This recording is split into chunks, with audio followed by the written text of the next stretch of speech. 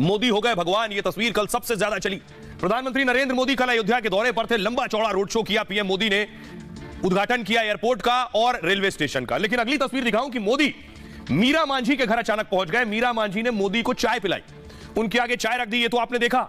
लेकिन मोदी जिस कप से चाय पी रहे हैं, ये कप जो मोदी ने पकड़ा है, ये मीरा ने अपने मंदिर में रख लिया है।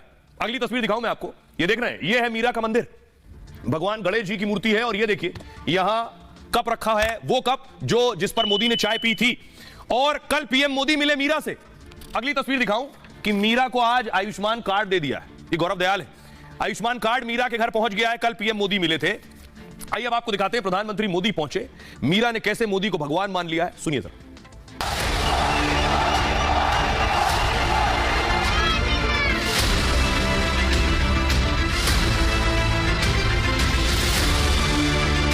सियासत में कोई अपराजय नहीं होता, लेकिन मोदी अब तक अपराजय है। मोदी का कोई जोड़ नहीं, वाकई मोदी का कोई तोड़ नहीं। तो सवाल ये कि गुजरात से लेकर दिल्ली तक मोदी अपराजय आखिर क्यों है, इसे समझने के लिए अयोध्या में मीरा के घर पहुंचे मोदी की इस बातचीत को सुनिए। दूध वाली चाय है जी, तो दूध यहाँ का मिल जाता है जी, पैकेट वाला मंगवाते हैं। बहुत मीठी चाय पीते हैं आप हैं? हमसे मीठी हो ही जाती, मालूम नहीं कैसे। किसी दलित महिला के घर इस तरह अचानक पहुंच जाना, उससे चाय मांगना, चाय पर चर्चा करना, बच्चों, पति, सास ससुर के बारे में बात करना और बात बात में उसके मन की बात जान लेना, ये मोदी का अंदाज है और इसलिए मोदी अब तक अपराजय है। और आपको गैस मिला जी, बिजली मिली जी, घर मिला जी, अनाज मिला, जी, वाह, और पानी मिल गया, पानी भी मिलता है सर। आप हम लोग का भगवान मिल गए। नहीं भगवान तो भगवान रामचंद्र जी है। आपको हमारे लिए भगवान है।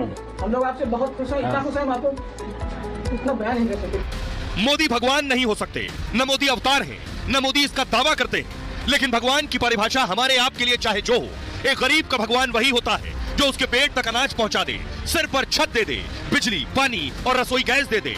और इस मर्म को एक चाय वाला ही समझ सकता है। चाय बहुत अच्छी बनाई है और मैं चाय वाला हूँ तो मुझे पता रहता है कि चाय कैसे बनती है। और आइए अब आपको बताऊं मैं, देख लिया आपने, अब देखिए मोदी ने कैसे जीवन बदल दिया मीरा का। यह तस्वीर आप देख रहे हैं, अयोध्या की मीरा एक बार फिर सुर्खियों में। दलित मीरा के लिए नया साल खुशियों भरा है।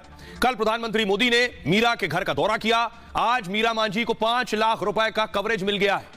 सरकार ने मीरा के परिवार को आयुष्मान कार्ड सौंपा है, जिससे वो 5 लाख रुपए तक का फ्री इलाज करा सकती हैं। योगी आदित्यनाथ के निर्देश पर अफसर उनके घर पहुंचे, उन्हें जन आरोग्य योजना के तहत आयुष्मान कार्ड सौंपा। दरअसल मोदी कल अयोध्या के दौरे पर थे। अयोध्या में अचानक मीरा मांझी के घर पहुंच गए वो, क्योंकि मीरा को उज्ज्वला योजना में गैस मिली थी। मीरा उज्ज्वला में गैस पाने वाली 10 करोड़वीं महिला थी। मोदी ने मीरा के घर चाय पी और थोड़ी बातचीत के बाद में मीरा मांझी ने आवास का जिक्र किया, अनाज, गैस, बिजली, पानी का भी जिक्र किया, लेकिन आयुष्मान कार्ड का जिक्र नहीं किया। आज सरकार ने उनके घर पहुंच गई और 5 लाख का आयुष्मान कार्ड दे दिया। अब मोदी मीरा के परिवार के लिए भगवान है। ऐसे में भगवान का कप प्लेट उनके लिए खास है और इस परिवार ने कप प्लेट को सहेज कर रख दिया है। कहां रखा है इसे सुनेंगे आप भी चौंक जाएंगे। भगवान राम की मूर्ति के बगल में रखा है। अब इसे जो कहें मोदी इसलिए अपराजय है, ये तस्वीर खुद ये बयां कर रही है लोग पीएम मोदी को क्या दर्जा देते हैं। अब आपको बताऊं, मीरा के घर जब पीएम मोदी पहुंचे तो एक बच्चा क्या कर रहा था वो देखिए जरा। ये आप देख रहे हैं, फुल स्क्रीन लीजिए जरा तस्वीर को। ये बच्चा प्रधानमंत्री नरेंद्र मोदी की दाढ़ी से खेल रहा था, देखिए पीएम मोदी की दाढ़ी पर उसका हाथ था। और आज हमारी सहयोगी अनामिका ने इसी बच्चे से बात की जिसने पीएम मोदी की दाढ़ी पकड़ ली, सुनिए जरा। ये जो बच्चे थे आपके, जिससे जो कल बात भी कर रहे थे प्रधानमंत्री से, ये बच्चे हैं आपके, क्या नाम इनका? नैतिक नाम है। नैतिक, आपका नाम नैतिक है? अच्छा, इन्होंने कल पीएम मोदी की दाढ़ी पर हाथ रखा था, उनकी दाढ़ी छू रहे थे। ये जो बच्चे हैं उनके साथ खेल रहे थे, तो जो शरारत थी इसी पर पीएम मोदी ने कहा था कि ये बहुत शरारती है। अच्छा, एक चीज बताइए मुझे कि जो कप जिसमें पीएम मोदी ने चाय पी थी, खड़े हो जाइए, यहाँ ये कप प्लेट आप लोगों ने भगवान के बगल में रखा हुआ है धोने के बाद से, मतलब ये कितनी बड़ी बात, आप लोग कितना बड़ा दर्जा दे रहे हैं पीएम मोदी? बहुत बड़ा दर्जा दे रहे हैं, इसलिए दे रहे हैं कि वो हमारे इस जो गरीब कुटिया में आए। हमारा सौभाग्य ऐसा था नहीं, लेकिन ऐसा हो गया।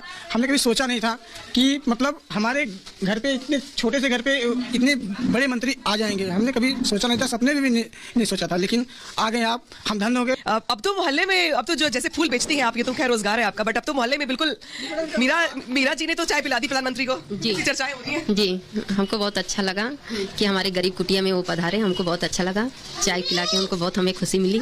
जी, अगली बार के लिए कहा आपने कि अगली बार आप आएंगे तो अच्छी चाय बनाऊंगी, मीठी चाय नहीं बनाऊंगी मैं। नहीं, मैं मीठा ही बनाऊंगी कि वो बार बार आते रहे मेरे घर, मीठा ही चाय बनाऊंगी मैं उनके लिए। जी, तो ये परिवार का प्यार है, और जो उनकी पत्नी है मीरा, ये बहुत खुश है और कह रही कि अगर अगली बार भी आएंगे तो भी मीठी चाय ही बनाऊंगी। अब ये आप देख रहे थे अयोध्या की तस्वीर, पीएम अयोध्या में, अयोध्या के लोग पीएम को भगवान कह रहे हैं। विरोधियों के दिलों पर क्या हो रहा होगा सोचिए। प्रधानमंत्री नरेंद्र मोदी अयोध्या में थे, राम मंदिर की प्राण प्रतिष्ठा 22 जनवरी को रखी जानी है। अब विरोधियों को लग रहा है कि राम मंदिर के वजह से और इसी के सहारे बीजेपी 400 पार कर जाएगी। ये इतना ज्यादा प्रेशर और तनाव विरोधियों पर डाल रहा है। अगली तस्वीर दिखाऊं कि विरोधी क्या कह रहे हैं। शिवसेना, सोचिए, जो मंदिर आंदोलन में शामिल रही, अब उसको प्राण प्रतिष्ठा पर भी सवाल उठा रही है। कह रही है कि प्रधानमंत्री को अपना कार्यालय वहीं अयोध्या में ही खोल लेना चाहिए। आपको बताऊं, इनको जवाब दिया है खुद जो पुजारी हैं राम मंदिर के, वो शिवसेना को जवाब दे रहे हैं। पहले देखिए जरा शिवसेना क्यों आंख बबूला। उद्धव ठाकरे ने कहा मंदिर निर्माण में सरकार का कोई योगदान नहीं है, सुप्रीम कोर्ट ने राम मंदिर का निर्माण कराया है। राम मंदिर पर बीजेपी सरकार राजनीति कर रही है, मुझे किसी के निमंत्रण की जरूरत नहीं है। 22 जनवरी को अयोध्या जाना जरूरी नहीं है, जब मन करेगा मैं अयोध्या जाऊंगा। इससे पहले कहा था बीजेपी फ्री दर्शन की बात करती है। गृह मंत्री शाह कहते हैं रामलला के दर्शन फ्री कराएंगे।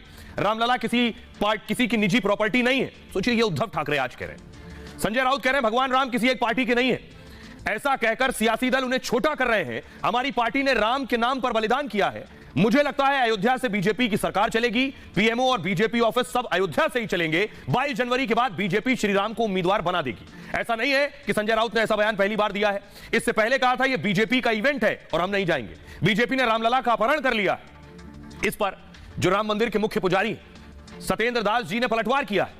उन्होंने पलटवार करते हुए क्या कहा है, उन्होंने कहा कि संजय राउत को बहुत दर्द हो रहा है, वो दर्द व्यक्त नहीं कर सकते हैं, इसलिए भगवान राम को इसमें घसीट रहे। बीजेपी ने आस्था और विश्वास पर सत्ता प्राप्त की है। जो उन्होंने भगवान राम को नकार दिया वो हार गए, जिसने स्वीकार किया वो आज सत्ता में है। आइए अब आपको सुनवाता हूं, सुनिए जरा क्या कुछ कह रहे हैं संजय राउत। उनको जवाब दे रहे हैं महांद्र सत्येंद्र दास। प्राण प्रतिष्ठा को लेकर भी सियासतदान सियासत करने से बाज नहीं आ रहे। सुनिए। मुझे लगता है पीएमओ का ऑफिस अब अयोध्या में वो कुछ दिनों तक अयोध्या से चलाएंगे। अच्छी बात है, अच्छी बात है। भारतीय जनता पार्टी के हेडक्वार्टर पे अयोध्या से चलेगा। नगर में राम ज्योति जलाने के लिए भारतीय जनता पार्टी के आह्वान की जरूरत नहीं है। राम इस देश की अस्मिता और संस्कृति है कि हर जगह हारते जाते हैं और हारने के परिणाम यह है, और जीतने का फल और हारने का फल दोनों देख लें। जो राम जी को नकार दिया है वो हार गया है, जो राम जी को स्वीकार कर लिया है और उन पर आस्था और विश्वास रखा है वो आज सत्ता में है। 100% हिंदू भगवान राम को मानते हैं, मगर 100% हिंदुओं में से शायद 35 या 40% हिंदू भारतीय जनता पार्टी के साथ हैं। तो 60% हिंदुओं को भारतीय जनता पार्टी भगवान राम से दूर कर रही है। इससे भारतीय जनता पार्टी को बचना चाहिए। 22 जनवरी को उसकी प्राण प्रतिष्ठा होगी। हमारे प्रधानमंत्री आदरणीय